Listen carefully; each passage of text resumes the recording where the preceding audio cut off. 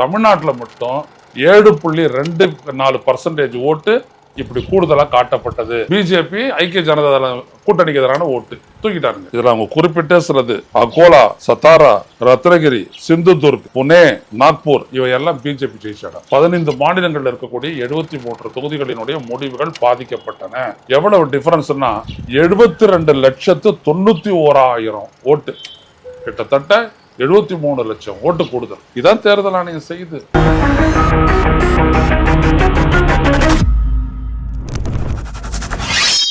வணக்கம் தோழர்களே, ருச செய்திகளின் வாயிலாக இன்று மீண்டும் உங்களை சந்திப்பதில் பெருமகிழ்ச்சி அடைகின்றேன். நாடாளுமன்ற தேர்தலில் 2024 மார்ச் முதல் மே வரை நடந்த நாடாளுமன்ற தேர்தலில் வாக்குப்பதிவு முறைகேடு என்று சொல்லி எதிர்க்கட்சி தலைவர் காங்கிரஸ் நாடாளுமன்ற உறுப்பினர் ராகுல் காந்தி அவர்கள் தொடர்ந்து ஒரு குற்றம் சாட்டி கொண்டு வருகிறார். முறைகேடு நடந்திருக்கிறது என்றது. அது அவர் மட்டும் அல்ல. குறிப்பிடக்கூடிய ஒரு விடயம் என்னவென்றால், சிட்டிசன்ஸ் கமிஷன் ஃபார் எலெக்ஷன்ஸ் என்கின்ற ஒரு அமைப்பு, அதனுடைய தலைவர் உச்ச நீதிமன்றத்தினுடைய நீதிபதியாக மதன் பி லோகூர், அதனுடைய துணைத் தலைவராக இருப்பவர் அந்த சென்ட்ரல் விஜிலன்ஸ் கமிஷன் சிவிசியினுடைய தலைவராக இருந்து ஓய்வு பெற்ற வஜாஹத் அப்துல்லா, அதனுடைய கன்வீனராக இருப்பவர் ஓய்வு பெற்ற ஐஏஎஸ் அதிகாரி, மிகவும் மதிப்பு வாய்ந்தவர், மரியாதைக்குரியவர் ஐயா எம்ஜி தேவசகாயம் அவர்கள். இவங்கெல்லாம் என்னென்ன விதமான முறைகேடு நடந்திருக்குது, அந்த ஹைக் இன் ஓட்டர் டர்ன் அவுட், வாக்காளர்கள் வாக்குப்பதிவானதை எவ்வாறு உயர்த்தி தேர்தல் ஆணையம் ஒரு பெரிய மோசடி செய்திருக்கிறது என்பதை தொடர்ந்து சொல்லியிருக்கிறார்கள். அதுல இந்த சிட்டிசன் கமிஷன் ஃபார் எலெக்ஷன், அதுல எம்ஜி தேவசகாயம் அன்றைக்கு ஒரு தொலைக்காட்சி நிகழ்ச்சியில் வரும்போது சொல்றாரு, ஒவ்வொரு மாநிலத்திலையும் இது நடந்திருக்குது, வாக்குப்பதிவை உயர்த்தி சொல்லி இருக்குது தேர்தல் ஆணையம்.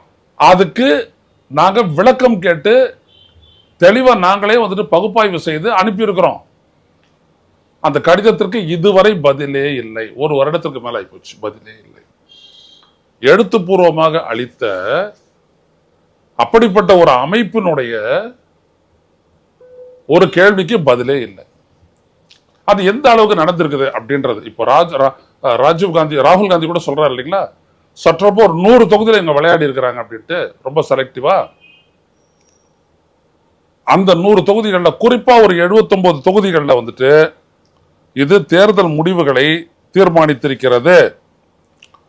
அதுதான் அது பாஜகவிற்கு பெரும் வெற்றியை குஜராத், மத்திய பிரதேசம், ராஜஸ்தான், ஒரிசா மாநிலங்களில் அந்த கட்சிக்கு ஒரு பெரிய வெற்றியை தந்திருக்கிறது. கர்நாடகாலையும் அது நடந்திருக்குது.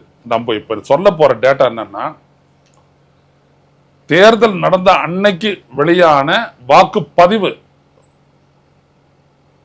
விவரம், பர்சன்டேஜ். அதன் பிறகு அது 3 நாளைக்கு பிறகு, மறுநாளோ 2 நாள்களுக்கு அப்புறமோ 7 நாளைக்கு அப்புறமோ மாற்றி அறிவிச்சதில்ல தேர்தல் ஆணையம்.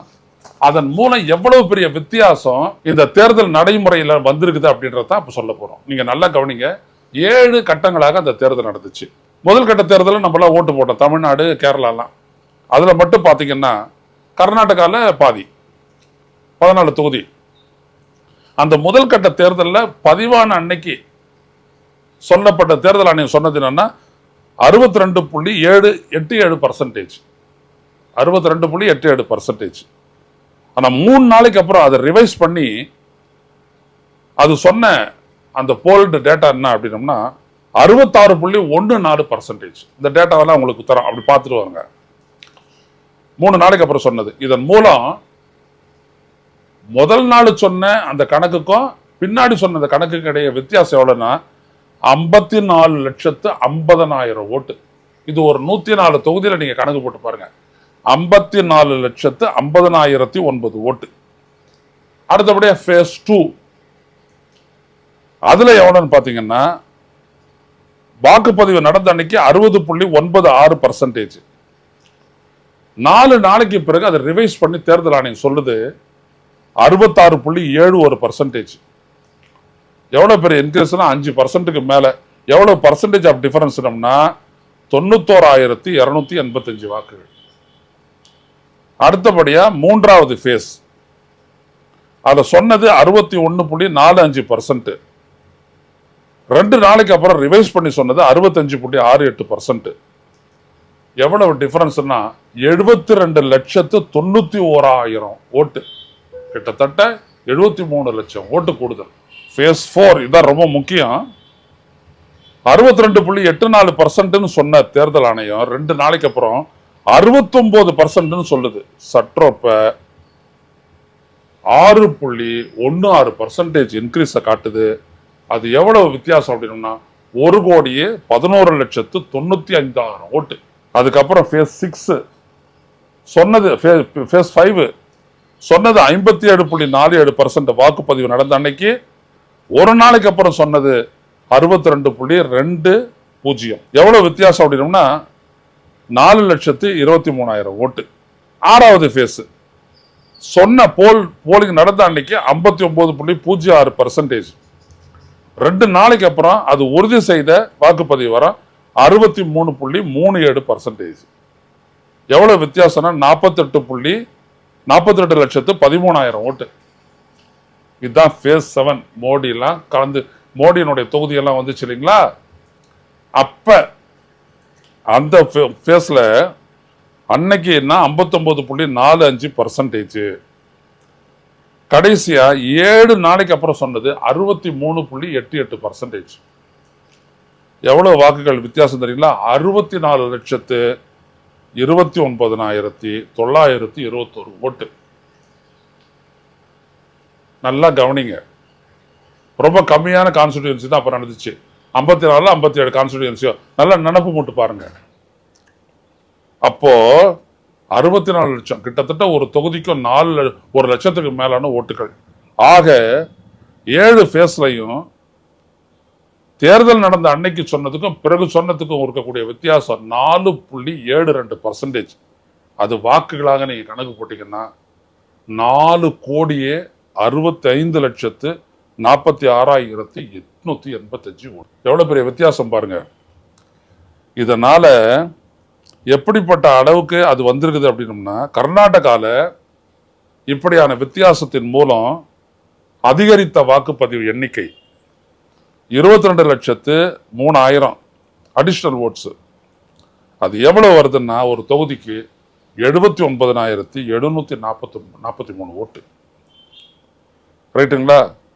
மகாராஷ்டிரா இதுல பாத்தீங்கன்னா 87,63,000 ஓட்டு அடிஷனல் ஓட்டு. 47 தொகுதிகளில் மட்டும் ஒரு தொகுதிக்கு வித்தியாசம் 1,72,000 ஓட்டு.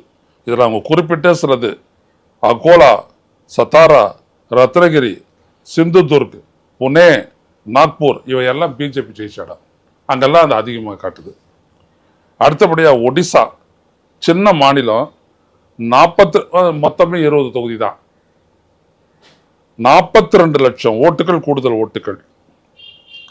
அது எவ்வளவு அப்படின்னா ஒரு தொகுதிக்கு 2 லட்சம் ஓட்டு கூட. எவ்வளவு பெரிய வித்தியாசத்தை ஏற்படுத்த பாருங்க. பெருவெற்றி பெற்று விட்டார்கள், மாநிலத்தை கைப்பற்றி விட்டார்கள். எல்லாம் இந்த மாதிரி கூதல் தான், மோசடி தான். சத்தீஸ்கர் 86,752 ஓட்டுகள். இதெல்லாம் நீங்க பாத்தீங்கன்னா additional votes per seat Bastar, Janjgir, ஜர்கூஜா, ராஜ்நந்தன் கோவன், கன்கர் அப்படின்ற தொகுதிகள். ராஜஸ்தான்ல பாத்தீங்கன்னா ஒவ்வொரு தொகுதிக்கும் இந்த மாதிரி கூடுதலா சேர்த்து சொன்னதன் மூலம் 1,71,181 ஓட்டு பர் சீட். இப்படி பீகார் தொகுதிக்கு 29,000 ஓட்டு கூடுதல், மத்திய பிரதேசம் 71,000 ஓட்டு, தெலுங்கானால 83,600 ஓட்டு, அஸ்ஸாம் 1,70,70,000 ஓட்டு, குஜராத் 64,681 ஓட்டு, வெஸ்ட் பெங்கால் 87,415 ஓட்டு, ஆந்திர பிரதேஷ் 1,99,000 ஓட்டு. ஆட்சி மாற்றம் வந்துருச்சு. ஒரு சால 2 லட்சம், இங்க 1,99,000 கரெக்டா வேலை செஞ்சாங்க. அங்க போலான அன்னைக்கு அதுக்கு பிறகு சொன்ன டேட்டாவுக்கு 12.48% கூடுதல். எங்க ஆந்திரால ஒரு சால 12.53% கூடுதல். கவனிங்க.